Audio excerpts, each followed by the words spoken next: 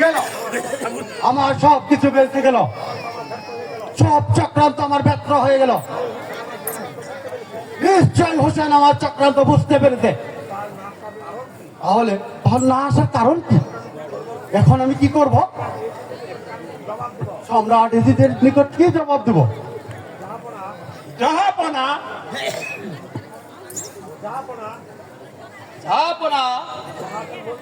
মহাবীর মুসলিম ওই কয়েকজন শূন্য নিয়ে বাহিরে অপেক্ষা করছে। যাও প্রহরী, সসম্মানে তাকে দরবারে নিয়ে এসো। তবে তাই যাচ্ছি জানাব। হোসেন না আসে মুসলিম আসার কারণ কি? ও, বুঝতে পেরেছি।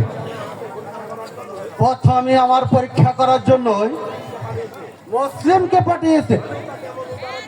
আমিও তাকে মনুদলতা দেখাবো যাতে মুসলিম বাধ্য হয় হোসেনকে পত্র দ্বারা আমন্ত্রণ করছে। আসুন আসুন ভাই মুসলিম, আসুন। হ্যাঁ, তারপর মদিনার সংবাদ বলুন। ছোট বিমান না আসার কারণ কি? এই গোহারান ওই যে দেখুন, প্রভুর জন্য সিংহাসন পরে রয়েছে। তবে কি আমি তার চরণধুলি পাবো না? আপনি এত ব্যস্ত হবেন না প্রভু, ওই কিছুদিনের মধ্যে সপরিবার এসে পৌঁছে যাবেন। শুধু আপনাকে সান্ত্বনা দেওয়ার জন্য প্রথমেই প্রভু আমাকে পাঠিয়েছেন। তাহলে আমার মনের চিন্তা দূর হলো। আসুন মন্ত্রীবর, মুসলিমকে আমরা ছোট ইমাম হিসাবে গ্রহণ করি, তাই করুন জনাব। আর থাকা খাওয়ার ব্যবস্থা করি। তাই হবে জনাব।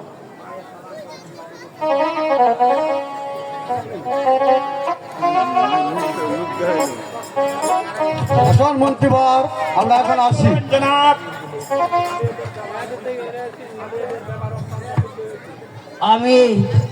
আমি এদের ব্যবহারে অত্যন্ত খুশি হয়েছি। এদের প্রতি আমার আর কোনো সন্দেহ নেই। আমি এখনই হোসেনকে আসার জন্য কুফায় পত্র লিখব।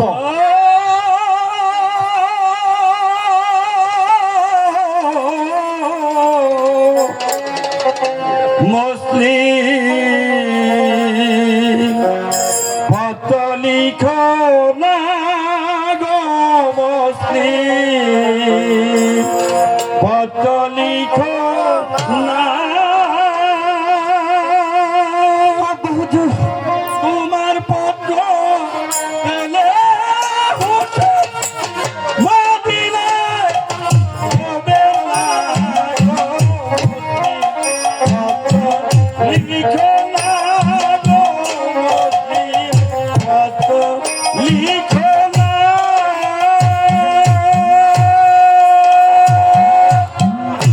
না না না, এদের প্রতি আমার আর কোনো সন্দেহ নেই। কোথায় কাশেদ? আদেশ করুন জনাব। শোনো কাশেদ, এই পত্রখানা মদিনার ইমাম হোসেনের কাছে পৌঁছে দিবে। ঠিক আছে জনাব। চলো চলো বাবা ইব্রাহিম মোহাম্মদ, আমরা এখন গিয়ে বিশ্রাম করে গিয়ে। তাই চলো না বাবা, তাই চলো।